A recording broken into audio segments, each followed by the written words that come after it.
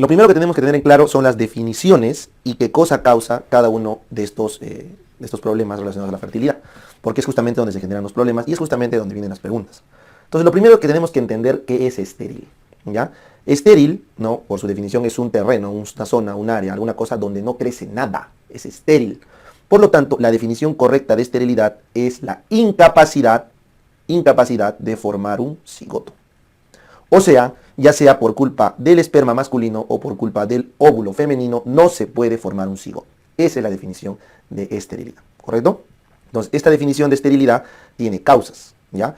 Entonces, las causas masculinas representan el 40% y su principal razón es la oligospermia o problemas en la producción de espermatozoides, y el otro 40% es de causa femenina. Si queremos combinar, o sea, causas de hombre y mujer a la vez, o sea, causas de pareja, estamos con el 20% restante. Entonces, si les preguntan cuáles son las causas para la esterilidad, entonces las causas para la esterilidad son 40% femeninas, 40% masculinas y 40% de ambos, ¿ya? Ahora, se supone que estamos en gineco y vamos a estudiar las causas femeninas, ¿correcto? Para estudiar las causas femeninas de esterilidad, o sea, problemas en el ovario, en el óvulo o en las vías femeninas genitales internas, entonces vamos a ver que las principales causas son las siguientes, ¿ya? La primera es un tema de canal, un tema de conducto, o sea, la obstrucción tubárica bilateral, o sea, la causa tubárica, representa el 40% de las causas femeninas, más o menos, ¿ya? Y obviamente se debe a una obstrucción tubárica bilateral. O sea, ambas trompas están bloqueadas y por lo tanto no puede pasar el espermatozoide, ni tampoco puede bajar el óvulo, entonces no puede haber fecundación, ¿correcto? Entonces, esta causa de la obstrucción tubárica bilateral básicamente se debe a una infección crónica, o sea, EPIs, enfermedades pélvicas inflamatorias crónicas, recurrentes, recidivantes, a una endometriosis avanzada, que tiene demasiada inflamación y demasiadas implantaciones en ambas trompas, o puede deberse a otros procesos, como por ejemplo cirugías o procesos inflamatorios donde se han generado bridas y adherencias que no dejan pasar. Entonces, en los países en vías de desarrollo, como en el caso de Sudamérica, en el caso de Perú, lo que predomina son las infecciones crónicas, EPIs. Y en los países o en las ciudades desarrolladas, donde hay menos probabilidad de tener infecciones crónicas maltratadas, lo que predomina es la endometriosis, ¿correcto? Entonces, esa es la forma como se distribuye las causas de esterilidad por obstrucción tubárica bilateral. Ahora, la única forma de estar 100% seguros que está obstruido la trompa es a través de esta prueba que están viendo en la imagen, que es la histerosalpingografía. A través de la histerosalpingografía se pone contraste y tratamos de ver si es que este pasa por ambas trompas. Como ven acá, pasa por la trompa derecha, pasa por la trompa izquierda. Esa es una histerosalpingografía normal. Pero si la tuviéramos bloqueada en ambas trompas, tendríamos una obstrucción tubárica bilateral y por lo tanto el diagnóstico de la esterilidad recae ahí. Bien. La siguiente es una causa netamente ovárica, ¿correcto? Entonces, en la siguiente causa tenemos el problema de ovario. El problema de ovario representa, dependiendo de los libros que manejen, alrededor de un 25-30% de las causas de esterilidad femenina. O sea, es un problema del ovario. Es un problema del ovario en el que tiene problema para secretar progesterona, tiene problema para formar un ovocito, o sea, tiene un problema en la foliculogénesis. No se forma folículos. O sea, es un problema de anovulación. ¿Y cuál es obviamente la causa más frecuente de anovulación? El síndrome de ovario poliquístico. Síndrome de ovario poliquístico a la cabeza y le puede seguir la falla ovárica precoz, que les comenté en menopausia, que es cuando antes de los 40 años deja de haber folículos. Entonces, síndrome de ovario poliquístico o falla ovárica precoz son causas de anovulación porque no hay folículos o son de mala calidad y eso explica un cuarto de todas las esterilidades femeninas. En el dibujo que les pongo una chica con hirsutismo para que quede claro que la causa más frecuente es SOP. Así como acá en obstrucción tubárica eran las infecciones, acá en causa ovulatoria es el SOP. Entonces acá vamos a poner como siguiente causa en orden a las fallas en el cervix. Clínica y las complicaciones cervix. Entonces ustedes tienen que saber que en el cervix femenino se produce un moco, el moco cervical, que por estímulo de los estrógenos es un moco filante, un moco nutritivo y un moco capacitador de los espermatozoides. O sea, permite que el espermatozoide pierda su cubierta glicoproteica y pueda ir para fecundar al óvulo. Entonces, si este cervix tiene problemas para producir su moco, o su moco es de mala calidad, su moco no ayuda a capacitar, o inclusive destruye por anticuerpos que se producen contra los espermas, entonces hay una incompatibilidad desde el cervix y por lo tanto nunca van a procesar los espermatozoides. O en casos más raros, podrían haber algunas malformaciones congénitas cervicales que no permiten que el espermatozoide atraviese el cervix con normalidad. Entonces, esto que están viendo representaría alrededor de un 10 a 12% de las causas de esterilidad femenina. Y ya con eso estaríamos casi cubiertos. Existen más razones, por ejemplo, problemas autoinmunes, endocrinos, etcétera, pero creo que con estos estamos bastante cubiertos. ¿Ya? Esas son las principales causas que en un estudio de esterilidad femenina deberían ser abordados. Entonces, ¿cómo abordo yo el problema del problema de la falla tubárica? Una histerosalpingografía. ¿Cómo abordo el problema ovárico? Bueno, pues hago un perfil hormonal, hago una buena anamnesis para ver si hay SOP o falla ovárica. ¿Y cómo voy el perfil o el problema cervical? Bueno, lo que se suele hacer es el famoso test de Sims-Hanner, ¿correcto? El test de Sims-Hanner lo que busca ver es si es que hay una compatibilidad cérvico-masculina. En el test de Sims-Hanner lo que se evalúa son el coito, los espermatozoides y el cervix. El coito me refiero a que en el test de Sims-Hanner se recoge la muestra de espermatozoides dentro del cervix. Eso quiere decir que la pareja ha tenido un coito lo suficientemente bien hecho como para que el esperma llegue hasta el cervix. Aunque no lo crean, muchas parejas tienen problemas de esterilidad simplemente por la técnica de las relaciones sexuales que utilizan. Luego se evalúa el espermatozoide, si ha llegado buena cantidad, si están móviles, si están viables. Y luego se evalúa el cervix, la capacidad que tiene para capacitarlos. Entonces, ese es el famoso test de Sims-Hanner. ¿Ya? Bien, entonces, si vamos a ir ahora al manejo concreto, cuando tienen una obstrucción tubárica bilateral, no se puede conseguir una fecundación de forma natural. Entonces, lo que hay que hacer es una fertilización in vitro. Entonces, el tratamiento acá de elección es una fertilización in vitro. Entonces, se obtienen los espermas del papá, se hace una inducción con FSH para obtener los óvulos de la mujer y se fecundan en una placa Petri, se cultivan los embriones y se implantan. ¿Correcto? Fertilización in vitro se llama todo este proceso. Entonces, ¿cuál es el gran problema acá? El gran problema primero, ojo acá, se implantan. El gran problema ocurre en la fertilización in vitro, primero en la estimulación con FSH. Cuando se estimula la producción de folículos con FSH, se corre el riesgo del síndrome de hiperestimulación de FSH. Es potencialmente letal. Es cuando la mujer recibe tanta FSH que empieza a hacer una superovulación, varios folículos ovulan, se libera mucha prostaglandina al peritoneo y puede haber una clínica de deshidratación por tercer espacio con shock y muerte. ¿Ya? El siguiente problema, y el más frecuente de todos, es que al momento de implantar varios embriones, ¿correcto? Entonces, muchos se pierden, eso es cierto, pero muchos sí se prenden. Entonces, la principal complicación de la fertilización in vitro es el embarazo múltiple, ya que eso lo han visto en obstetricia, ¿correcto? Bien, ahora, si estamos frente a un cuadro de SOP, si estamos frente a un SOP, ¿qué cosa es lo que se suele hacer? Entonces, cuando tengo un síndrome de ovario poliquístico, el problema es que el óvulo no está pudiendo generar folículos de forma correcta. Eso lo vamos a ver cuando veamos SOP. Básicamente se debe a que en el SOP hay poca FSH y hay mucha LH. Entonces tengo que aumentar la producción de FSH. ¿Y cómo aumento la producción de FSH? Aumentando la producción de GnRH. ¿Y cómo aumento la producción de GnRH? Fácil. Inhibiendo el feedback de los estrógenos con el citrato de clomifeno. El citrato de clomifeno es un SERM, es un modulador selectivo de receptores de estrógeno, en castellano. Y lo que hace es bloquea el feedback negativo que le hace los estrógenos, sobre todo la estrona, que predomina en el SOP. Entonces las chicas obesas con SOP o las chicas con SOP tienen estrona que si se bloquea por el SERM podría ayudar a que se libere más GnRH y eso genere más FSH. Cuando la chica es obesa no sirve tanto el clomifeno, se prefiere usar letrozol, pero bueno, el mecanismo básicamente es eso. Eso lo vamos a explicar más a detalle en el SOP. Entonces, inductores de la ovulación como el citrato de clomifeno.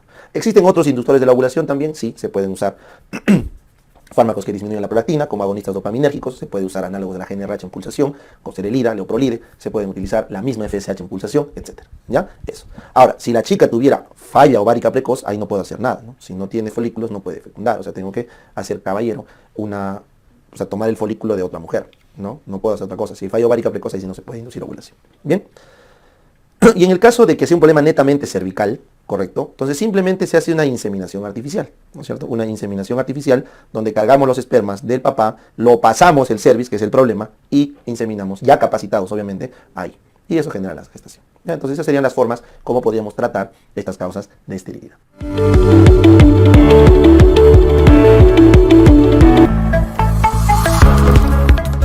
Ahora vamos a conversar de infertilidad, ¿correcto? Entonces acá la definición es diferente. Infértil viene del término fruto. O sea, la definición originaria de infértil era la incapacidad para producir un hijo vivo. Un hijo vivo. Y por lo tanto, su definición era aquella pareja que tenía abortos a repetición. ¿Me entienden? Entonces, la definición de infértil va por el hecho de producir un hijo vivo, o sea, no abortarlo en el camino. Entonces, la definición era pareja con abortos a repetición, pareja infértil. Entonces, como esta definición ya no es aceptada, porque no vamos a esperar a que esté abortando para definir infertilidad, y como la probabilidad de obtener hijo vivo es variable, o sea, va a depender desde que si se pudo fecundar o si es que pudo continuar, etc. Entonces, el término infertilidad con esterilidad a veces se confunde. Entonces, para fines prácticos, la OMS define a la pareja infértil, o a la pareja infértil, como aquella pareja que por más de 12 meses no logra concebir correcto, no logra concebir, o concibiendo no logra tener un hijo viable, un hijo vivo viable, siempre y cuando la mujer sea menor a 35 años. La mujer. ¿Ya? Y la otra definición de pareja infértil es aquella pareja que pasado los 6 meses, cuando la mujer es mayor a 35 años, correcto, o ha recibido quimioterapia o radioterapia que afecta a sus folículos, no pueden concebir o tener un hijo vivo. Entonces, esa definición de fertilidad e infertilidad es un poco más fácil de comprender, ya que se está refiriendo tanto a la esterilidad como a la infertilidad que les comenté. Para fines prácticos, las preguntas de examen vienen sobre la definición de infertilidad que están viendo acá, pero de las causas de esterilidad que les mostré en el tema anterior. ¿Ya? Entonces, nuevamente, infértil, concretamente viene el término del fruto de tener un hijo vivo. ¿Ya? Entonces, la definición era abortos a repetición. Como esa definición no va, entonces simplemente nos quedamos como aquella pareja incapaz de concebir o tener un hijo vivo pasado un año de intentos de relaciones, obviamente sin condón, sin anticonceptivos, relaciones correctas, siempre y cuando la mujer sea joven. Entiéndase joven desde el punto de vista de la fertilidad como menor a 35 años. Si es que la mujer es mayor a 35 años o ha tenido quimioterapia o radioterapia, algo que le haga daño a sus folículos, entonces se define pareja infértil cuando por 6 meses no están pudiendo concebir. ¿Ya? Eso es importante que lo recuerden. Ahora, existe una tercera definición, que es aquella pareja que ya tuvo abortos anteriormente, no se espera y se arranca el estudio de infertilidad inmediatamente. Entonces, otra definición de pareja infértil es la antigua, que es aquella pareja que ya tiene abortos a repetición. ¿Está bien? Entonces, esa es la forma como ustedes deberían abordar esto. En la literatura, infértil se confunde con estéril cuando traducimos del español al inglés, y el término de infértil para los gringos o para la literatura anglosajona suele ser subfértil. Ahí hay un poquito de confusión. ¿Bien? Bueno, entonces, continuamos. Entonces, ¿cuáles son las causas ahora netamente de infertilidad? O sea, netamente de infertilidad. Entonces, cuando hablamos de infertilidad, me estoy refiriendo en esta diapositiva a el aborto, o sea, no tener el hijo vivo. Entonces, la primera causa de infertilidad es la cromosomopatía. Entonces, la primera causa que ustedes deben recordar para que se produzca un aborto son los problemas de los cromosomas, concretamente las trisomías, concretamente la trisomía 16, 18, 21, la 13. Esas son las trisomías más frecuentemente asociadas a abortos a repetición. Ojo, para poder diagnosticar estas trisomías, se tiene que hacer biopsia de las vellosidades coriales en los abortos, o se podría hacer un cariotipo en los padres para identificar translocaciones robertsonianas no balanceadas. Entonces, es difícil llegar al diagnóstico de cromosomopatías, porque las chicas cuando abortan en las cromosomopatías suelen ser abortos tempranos, antes de las 12 semanas. Entonces lo pierden como si fuera una regla, y a eso no le van a hacer estudio, ¿correcto?, de cariotipo. Y finalmente, las parejas no suelen hacerse cariotipos para buscar translocaciones robertsonianas que podrían traer origen a gametos con problemas a futuro de trisomía. Entonces, por eso es que este estudio básicamente queda para la teoría, pero es la causa más frecuente de abortos, por si acaso. Muy bien. Recuerden que el Turner genera abortos tardíos, por si acaso. ¿Ya? Bien, la siguiente causa de abortos a repetición sería los miomas, ¿correcto? Los miomas. Entonces, los problemas uterinos morfológicos. ¿Por qué podría haber un aborto? Porque el útero está deforme, entonces no se puede continuar la gestación, ¿correcto? Entonces, estos problemas morfológicos pueden ser los miomas. Concretamente, el más importante es el submucoso. El mioma submucoso es el que más se asocia a infertilidad, pero también puede ser el mioma intramural cuando es de demasiado tamaño. Cuando es un intramural muy grande, también puede generar, porque imagínense, pues que crece así y empieza a deformar la pared, también va a generar abortos, ¿ya? Pero el submucoso es el más asociado. Ahora, también pueden haber otras malformaciones uterinas que generen infertilidad, sobre todo los úteros cuando son bicornes, ¿correcto? Los úteros didelfos y otras malformaciones como los úteros tabicados o septados suelen asociarse también a infertilidad. Entonces las malformaciones uterinas también van acá en este factor de infertilidad. Finalmente llegamos al componente cervical, el componente cervical. Entonces la famosa incompetencia cervical del cervix. Entonces la incompetencia cervical es un problema que suele aparecer pasada las 12 semanas de gestación, o sea, genera abortos tardíos, porque el cervix simplemente cede, sin dolor, sin nada, se pierde el producto. Entonces estas incompetencias cervicales también obedecen a procesos de malformaciones cervicales, a procesos inflamatorios cervicales crónicos, ¿correcto? O a problemas netamente de mesénquima, ¿no?, de colágeno. A problemas que pueden llevar a un cervix que no cierra bien. Entonces ya esto vieron en obstetricia, esta incompatibilidad cervical se puede prevenir con un cerclaje en 8, un punto de cerclaje en 8 de McDonald, alrededor de la semana 12 a la 14. ¿Ya? Es donde usualmente se debe hacer el cerclaje para evitar estos abortos por incompetencia cervical. Entonces acá hemos visto las causas identificables más probables de infertilidad. Sin embargo, acá quiero que recuerden claro esto, acá quiero que recuerden esto, hasta un 10% correcto, hasta un 10% de todas las parejas son infértiles. Así que es súper frecuente la infertilidad, ¿correcto? Hasta un 10% de las causas de infertilidad son idiopáticas. No se sabe por qué, no se sabe la causa, ¿correcto? Pero ojo, de las causas concretamente de esterilidad, que habíamos visto en la diapo anterior. O sea, el hombre y la mujer son estériles y en el 10% no se sabe por qué. Y hasta en un 50% de las veces, las causas de infertilidad, o sea, de abortos, no se llega a determinar. No se llega a determinar. Entonces, como te das cuenta, este es un problema que afecta a muchas parejas, 10 a 12% es demasiado, es súper frecuente. Así lleguemos a saber que es un problema de gametos, o sea, esterilidad, 10% no sabemos por qué es. Y si no es un problema de gametos o esterilidad, si no es un tema de abortos, casi la mitad de casos nunca se sabe por qué abortan. Entonces, todas estas razones hacen que este problema sea de salud pública, sobre todo en países desarrollados, y curiosamente te vas a dar cuenta que los seguros de salud no cubren las terapias de fertilidad. Estas son terapias costosas, porque llegar al diagnóstico es costoso, y una vez que llegas al diagnóstico, el tratamiento es aún más costoso. Y la probabilidad de que estos tratamientos tengan hijo vivo en casa, usualmente, es como máximo 30%. O sea, la probabilidad de tener hijo vivo en casa después de todo un proceso de estudio y de tratamiento de fertilidad es del 30%. Y estoy hablando de tratamientos que superan los $20,000 a $30,000, desde el diagnóstico hasta el tratamiento.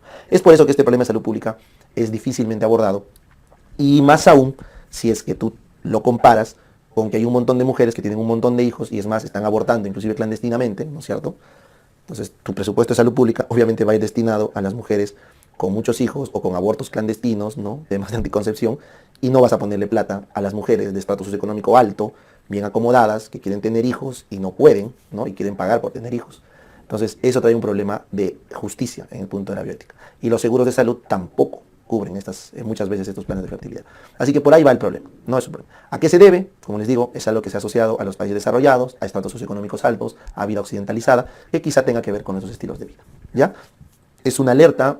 Todo el mundo tiene que saber que la población mundial está yendo hacia el decrecimiento, por más de todo lo que nos han dicho que es sobrepoblación mundial, no. La curva de la población mundial está tendiendo hacia la baja.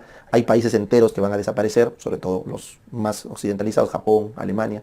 En unas cuantas generaciones ya no va a haber suficientes japoneses ni alemanes para recambiar su población. Está habiendo un cambio muy importante demográfico y eso hay que saber. Ya no hay que tener la idea de los años 60, de los años 50, donde sí había un crecimiento exponencial poblacional previo a la era de los anticonceptivos, sino que estamos entrando a una era más, sobre todo, de despoblación de ciertas ciudades, ciertas culturas. ¿Ya? Muy bien. Ahora vamos al tratamiento. Entonces, si habíamos dicho que no puedo identificar las causas de las cromosomopatías, lo dejamos ahí. Hemos visto que todos los problemas morfológicos uterinos, correcto, pueden traer problemas de fertilidad, entonces esto solamente se va a arreglar con cirugía. Y el tema de incompatibilidad cervical, ya les dije que se arregla con el cerclaje. Entonces, claramente, el manejo específico de la infertilidad está definido. Pero lo más probable es que le pregunten esto. Las parejas normalmente consultan por infertilidad, pero es porque no saben que tienes que esperar hasta 12 meses. Entonces, la pregunta del examen fue, ¿qué pasa cuando una pareja joven, con mujer menor a 35 años, ahí está, antes de los 12 meses, acude a consulta para temas de fertilidad? ¿Qué es lo que hay que hacer, profe? Simplemente consejería. Y con esto termino esta explicación. ¿A qué me refiero con la consejería? Primero, hay que aconsejarle sobre las técnicas para la reproducción. O sea, una buena relación sexual, las posiciones que tienen más éxito de fecundación son el misionero, ustedes saben, donde el hombre está encima para que pueda depositar más cercano al cérvix los espermas. Luego tienes las fechas, hay que buscar estar cerca de la fecha de ovulación, eso se saca por el método del Billings o del moco cervical, lo pueden sacar por la temperatura, lo pueden sacar por las fechas, ¿ya? Las técnicas correctas. Y obviamente no debe usarse anticonceptivos, ni debe usarse tampoco condón, pues no es obvio. Ahora, lo siguiente en la consejería tiene que ir en un tema de preparación, un tema de condición física. Ustedes saben que la calidad de los espermatozoides del varón depende mucho de su dieta, del consumo de alcohol, de tabaco, del ejercicio. Entonces, un varón en buen estado de salud tiene espermas mucho más fértiles, ¿correcto? Y el siguiente es un tema del tiempo. O sea, tienen que saber que tienen que intentar varias veces, ¿correcto? Varios meses seguidos, porque las chances de fecundación no son 100%. O sea, como máximo en un ciclo, la chance de fecundación es del 30% con una sola relación. Si se tienen más relaciones por probabilidad bayesiana, eso va a aumentar. Nunca llega a 100%. También tienes que saber. Doctor, si yo tengo relaciones en mis días fértiles mañana, tarde y noche, ¿sí? Hasta que mi novio esté seco, ¿voy a salir embarazada? No, porque la probabilidad bayesiana nunca llega al 100%. Aumenta sí, pero nunca llega al 100%, porque la probabilidad en un evento es de 33% más o menos. Así tengas relaciones mañana, tarde y noche, lunes, martes, miércoles, jueves, viernes, Entonces tu probabilidad va subiendo, pero nunca llega al 100, ¿ya? Entonces hay que tener paciencia, hay que esperar que el fenómeno se dé. ¿Listo? Bien.